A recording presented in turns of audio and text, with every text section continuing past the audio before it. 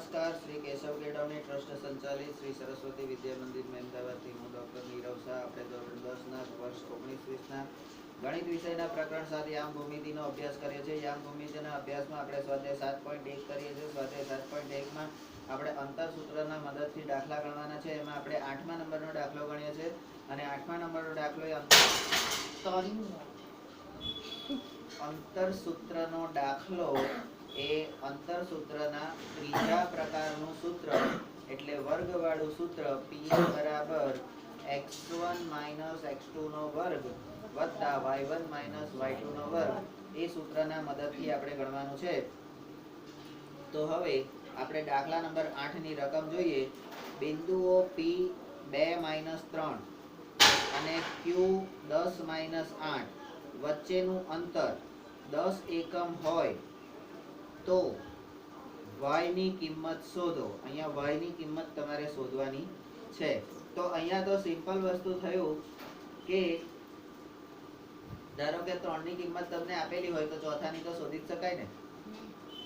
3 ની કિંમત આપેલી હોય ચોથા ના શોધી શકાય હે? તો એવું જ છે, બરાબર. એટલે આપણે ટેન્શન કરવાની જરૂર નહીં. શું થયું? પ્રોબ્લેમ થતો તો બહુ બગડે કર્યો.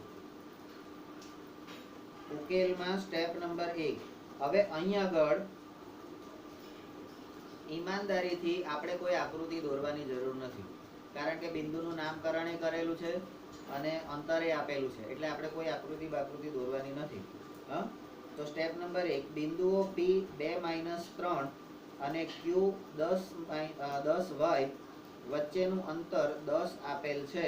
અહીંયા આ P બિંદુ અને Q બિંદુ જે છે એના યામની ઉપર તમે x1 y1 અને x2 y2 આ રીતે લખી દો, બરાબર. તો આપણું અંતર સૂત્ર છે PQ બરાબર 10. અંતર કેટલું છે? PQ બરાબર 10. હવે બંને બાજુ વર્ગ કરતા બરાબર, તો PQ નો વર્ગ બરાબર 100 એવો જવાબ આવે, બરાબર. હવે આ PQ નો વર્ગ બરાબર 100 આવ્યો તો PQ ના વર્ગ વાળું સૂત્ર જે હતું એ સૂત્ર આપણે મૂકવાનું. અહીંયા વર્ગમૂળ આપણું નીકળી જશે, વર્ગમૂળ આવશે જ નહીં, બરાબર. તો આપણું શું આવશે? PQ² બરાબર શું આવશે? x1 - x2 નો વર્ગ y1 - y2 નો વર્ગ બરાબર 100, બરાબર. તો આ જે સૂત્ર છે એ સૂત્ર એ આપણું કયું છે? અંતર સૂત્ર. એના બરાબર 100. હવે x1 ની કિંમત મૂકો 2, x1 ની કિંમત મૂકો 2, y1 ની કિંમત મૂકો 10. તો 2 - 10 નો વર્ગ શું છે? આ 2 અને 10, તો 2 - 10 નો વર્ગ થયો ને. હા, એટલે x2, x1 અને x2. x1 ની કિંમત 2 છે અને x2 ની કિંમત 10 છે. હવે y1 ની કિંમત -3 છે એટલે વત્તા -3 અને y2 ની કિંમત y છે તો -y આખાનો વર્ગ બરાબર 100. હવે 2 માંથી 10 કાઢીએ, 2 માંથી 10 કાઢીએ તો જવાબ શું આવશે? -8 નો વર્ગ, બરાબર. અને અહીંયા આગળ આ જે સૂત્ર છે તો એ કયા સૂત્ર પ્રમાણે આવશે? તો કે a - b આખાનો વર્ગ બરાબર a² - 2ab + b², બરાબર. એના પરથી આવશે. તો અહીંયા આપણે એને આપણી રીતે જ લખીએ, -3 નો વર્ગ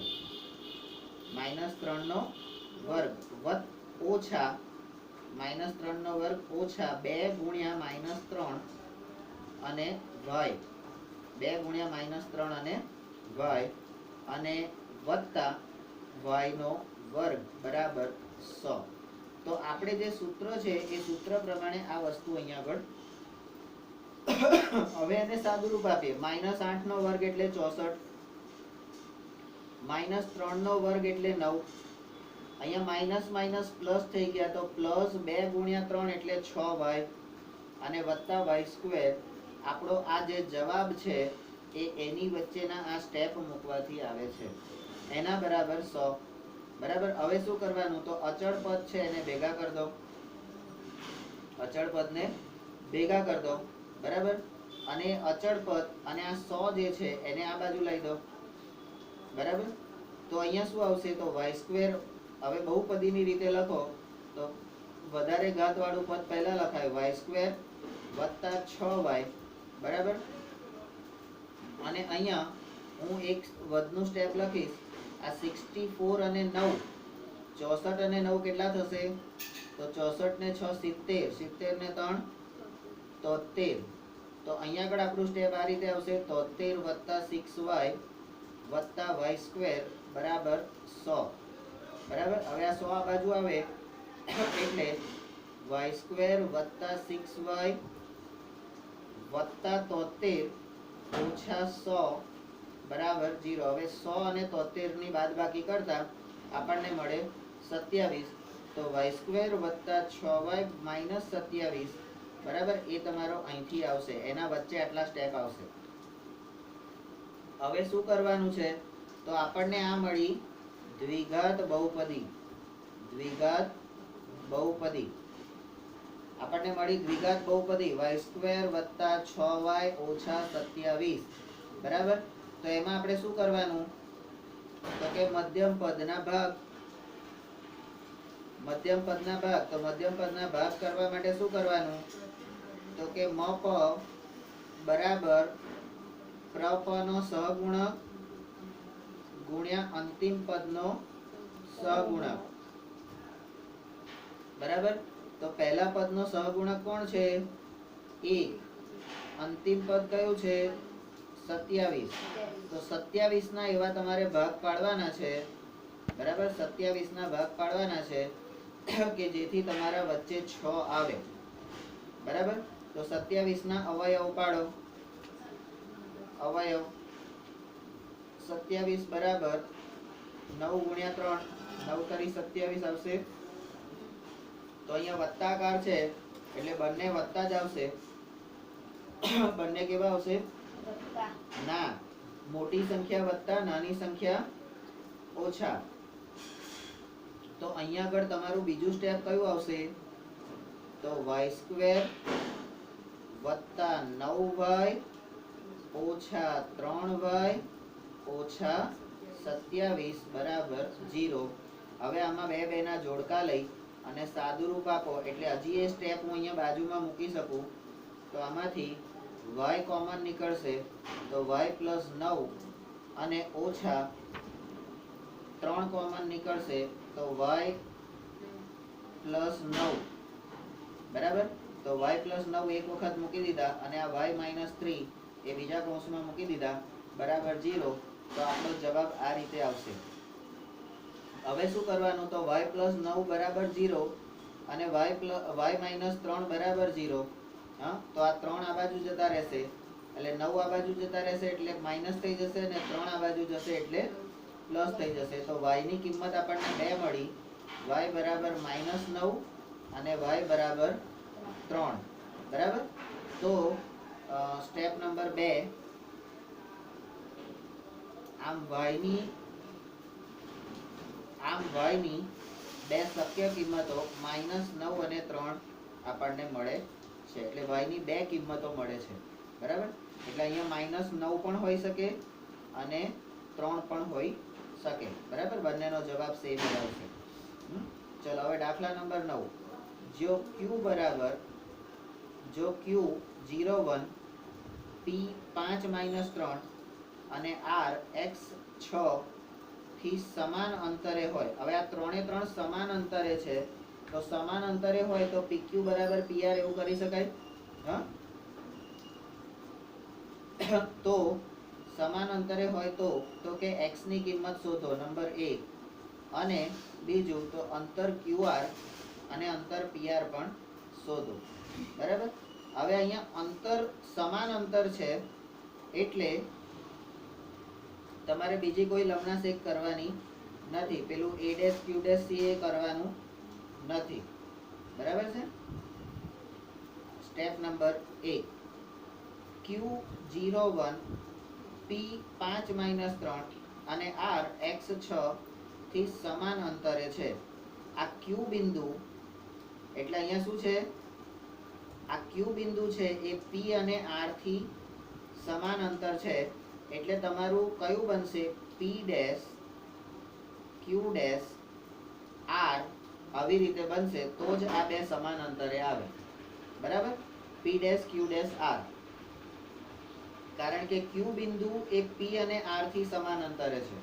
હા, તો એના પરથી તમારે આ પીક્યુ નું અંતર એટલે પીક્યુ નું અંતર બરાબર ક્યુઆર નું અંતર, બંને સમાન અંતર છે એટલે પીક્યુ બરાબર ક્યુઆર સમાન અંતરે છે. એટલે હવે શું, તો કે બંને બાજુ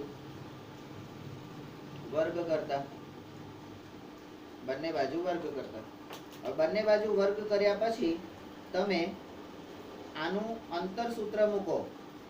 બરાબર, તો પીક્યુ માટેનું અંતર સૂત્ર, પીક્યુ માટેનું અંતર સૂત્ર તો x1 માઇનસ x2 નો વર્ગ વત્તા y1 માઇનસ y2 નો વર્ગ. હવે qr માટેનું અંતર સૂત્ર તો એ પણ x1 માઇનસ x2 નો વર્ગ વત્તા y1 માઇનસ y2 નો વર્ગ. બરાબર, તો આના માટે મારે શું કરવું પડશે, તો પહેલા p અને q માટે, p અને q માટે એના યામ લેવા પડશે. pq માટે તો p 5 માઇનસ 3 અને q 0 1 આ pq માટે, અને qr માટે rq r x 6 અને q 0 1. તો આને x1 y1 x2 y2 કેવી રીતે કરવાના એના માટે આ મૂક્યું મેં. બરાબર, તો હવે તમે તમારા મૂલ્યો મૂકી દો. તો pq માટે x1 કોણ છે, તો કે 5, x2 કોણ છે, તો કે 0, તો 5 માઇનસ 0 નો વર્ગ, y1 કોણ છે, માઇનસ 3, અને y2 કોણ છે, તો વત્તા 1 એટલે માઇનસ 1 એનો વર્ગ. બરાબર, હવે qr માટે x માઇનસ 0 નો વર્ગ વત્તા 6 માઇનસ 1 નો વર્ગ. બરાબર, તો 5 માંથી 0 જાય, અહીં આગળ વચ્ચેનું સ્ટેપ ઉમેરીશ, 5 માંથી 0 જાય એટલે 5 નો વર્ગ આવશે, વત્તા માઇનસ 3 અને માઇનસ 1 તો માઇનસ 4 થશે, તો માઇનસ 4 નો વર્ગ. બરાબર, આ x માઇનસ 0 નો વર્ગ એટલે x નો વર્ગ આવશે, x માઇનસ 0 એટલે x નો વર્ગ, વત્તા 6 માંથી 1 જાય એટલે 5 નો વર્ગ આવશે. બરાબર, હવે આને સાદુરૂપ આપો, 5 નો વર્ગ એટલે 25, માઇનસ 4 નો વર્ગ એટલે 16, x નો વર્ગ એટલે x સ્ક્વેર, અને 5 નો વર્ગ એટલે 25. તો 25 અને 25 ઉડી જશે. બરાબર, હવે તમારો જવાબ આવશે x સ્ક્વેર બરાબર 16. હા, હવે x સ્ક્વેર બરાબર 16 આયા એટલે એને વર્ગમૂળ લેતા x બરાબર, અહીંયા x સ્ક્વેર બરાબર તમે 4 નો વર્ગ આવું લખી શકો, x સ્ક્વેર બરાબર 4 નો વર્ગ, એનું હવે વર્ગમૂળ લેતા, હવે એનું વર્ગમૂળ લઈએ તો એ વત્તા 4 પણ હોઈ શકે અને ઓછા 4 પણ હોઈ શકે. તો વર્ગમૂળ લેતા તમને જવાબ મળે છે x બરાબર પ્લસ ઓર માઇનસ 4, કારણ કે માઇનસ 4 હોય કે વત્તા 4 હોય, માઇનસ 4 હોય કે વત્તા 4 હોય ઊંઘવાર નથી. બરાબર, બંનેનો વર્ગ કેવો થશે, 16 જ થશે. બરાબર, તો x ની તમને અહીંયા બે કિંમતો મળે છે, x બરાબર 4 અને x બરાબર માઇનસ 4. અહીંયા તમને x ની કિંમત મળી ગઈ.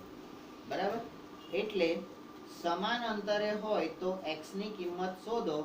આ x ની કિંમત આપણને મળી ગઈ. હવે તમારે બે અંતર શોધવાના છે, qr અને pr. qr અને pr.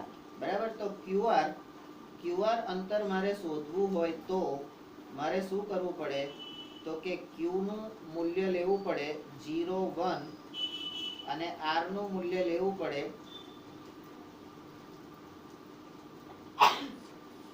r નું મૂલ્ય x અને 6, r x 6. એ પછી x ની કિંમત મળી એ તો અહીંયા આગળ મૂકી છે ને, આપણે તો પહેલા તો સૂત્ર બનાવવું પડશે ને, બરાબર. તો હવે આ QR માટે, આ QR જે છે એનું અંતર મારે શોધવું હોય તો QR નું મંગળસૂત્ર શું છે? અંતર સૂત્ર x1 minus x2 નો વર્ગ વત્તા y1 minus y2 નો વર્ગ. બરાબર. હવે આ સૂત્ર મૂકી દીધું. એ સૂત્ર પ્રમાણે હવે હું આ કિંમતો મૂકીશ તો વર્ગમૂળમાં 0 minus x નો વર્ગ વત્તા 1 minus 6 નો વર્ગ. બરાબર. હવે શું થશે? તો એના પછીનું સ્ટેપ આવશે તો કે પહેલા કૌંસમાં x નો વર્ગ અને વત્તા બીજા કૌંસમાં -5 નો વર્ગ. હવે x નો વર્ગ એટલે x² અને -5 નો વર્ગ કેટલો થશે? 5 ગુણ્યા 5 25. તો હવે તમારું વર્ગમૂળમાં x² વત્તા 25 નું સ્ટેપ આવ્યું.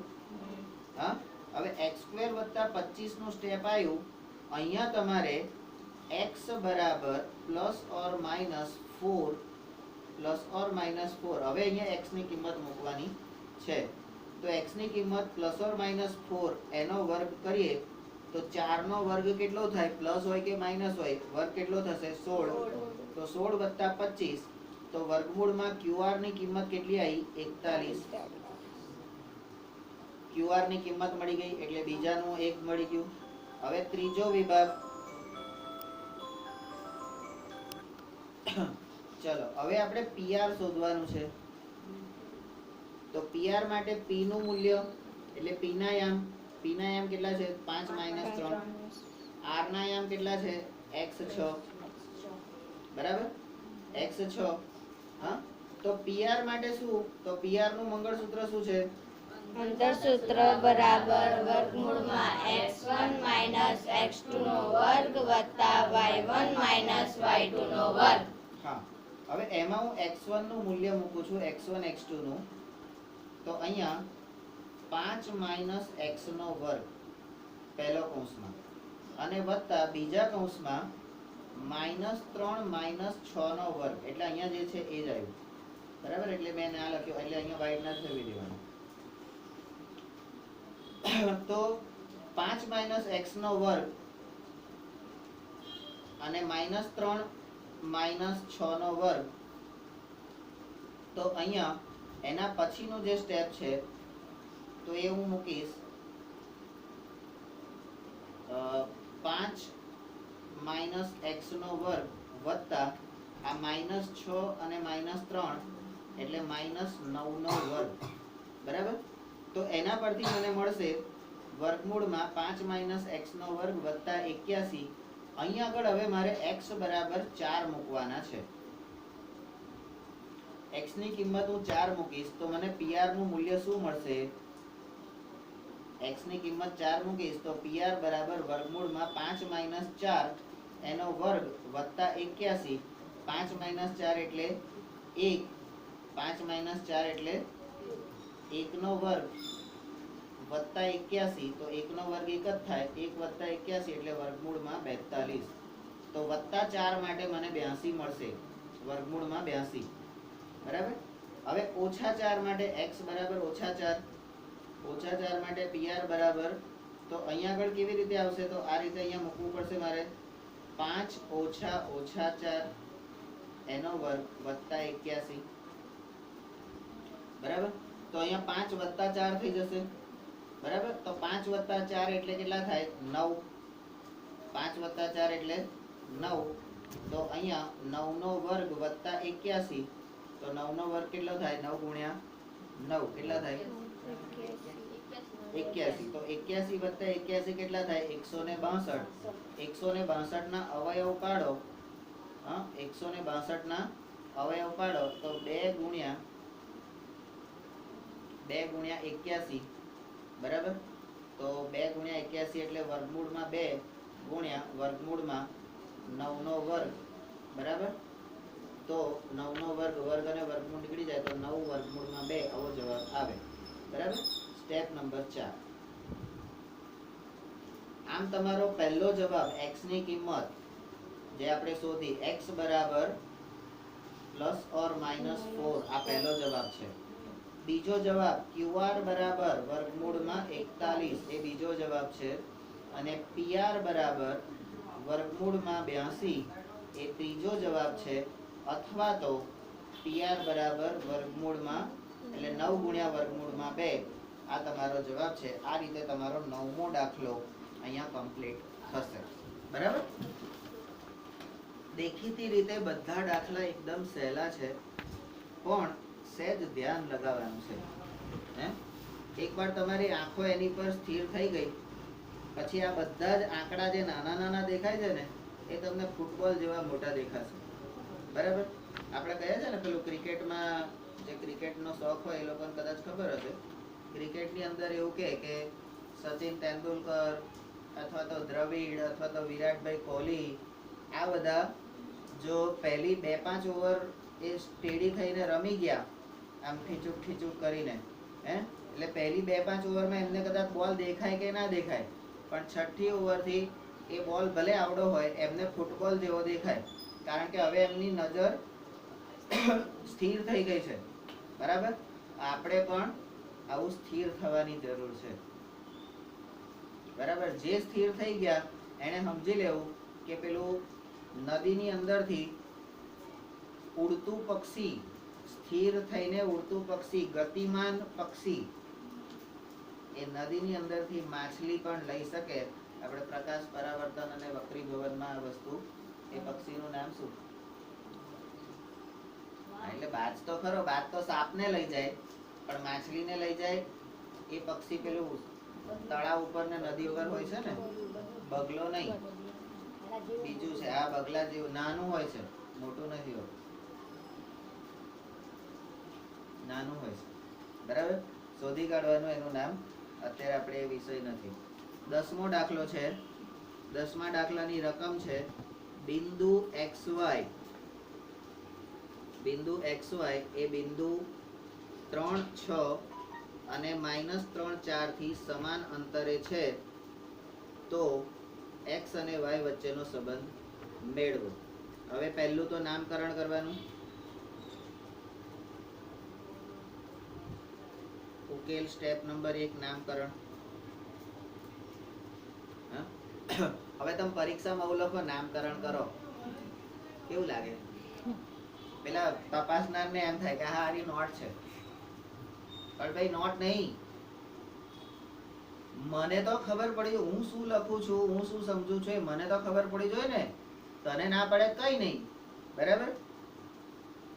તો જે બિંદુ લેવાનું છે P બિંદુ લીધું PXY એ બિંદુ A 3, 6 અને બિંદુ B -3, 4 થી સમાન અંતરે છે એટલે અહીંયા આગળ હું આ રીતે લખી શકું કે A dash P dash B, A dash P dash B આ રીતે બિંદુ છે.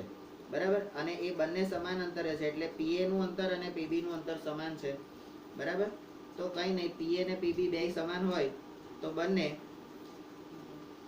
બાજુ વર્ગ કરતા બંને બાજુ વર્ગ કરો. હવે બંને બાજુ તમે વર્ગ કરો તો તમને આ PA માટે હવે અહીંયા PA છે તો P અને A, તો A અને P બંનેના યામ અહીંયા લખો. A ના યામ છે 3, 6, P ના યામ છે XY. હવે PB તો P થી B સુધીનું અંતર તો અહીંયા XY અને અહીંયા -3 અને 4 તો x1 y1 એને એ રીતે કરો. બરાબર? તો PA સ્ક્વેર માટેનું અંતર સૂત્ર એટલે મંગળસૂત્ર કયું છે? હા, PA સ્ક્વેર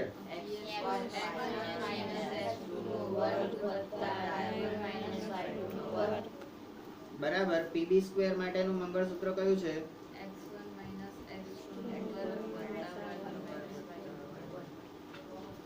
આ બોલવામાં જોર આવતું લાગે છે બધાને, એવું મને લાગે છે. છે એવી કોઈ તકલીફ? હા કે પછી પ્રસાદી જોઈશે? હવે x1 એટલે શું છે? અહીંયા x1 તો અહીંયા આ p થી a અને અહીંયા p થી b બરાબર તો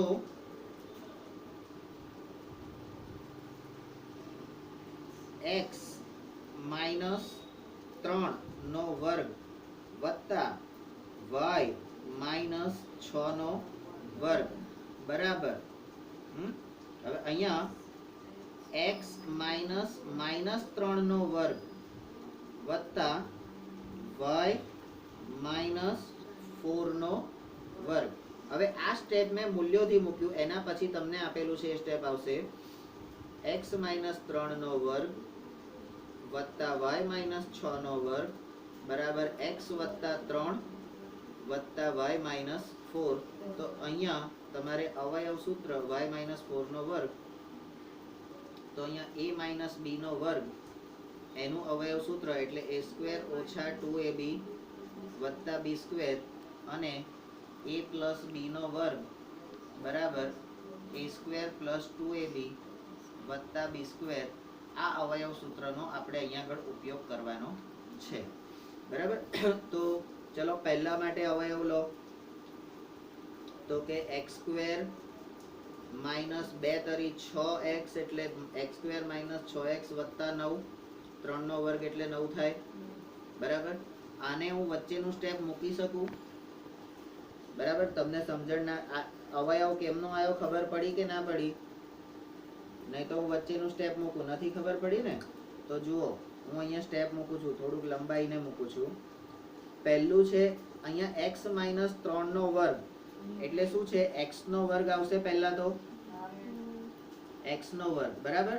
પછી માઇનસ 2 ગુણ્યા ab એટલે x અને 3 એ બંને ગુણાકારમાં આવે અને પછી તો કે 3 નો વર્ગ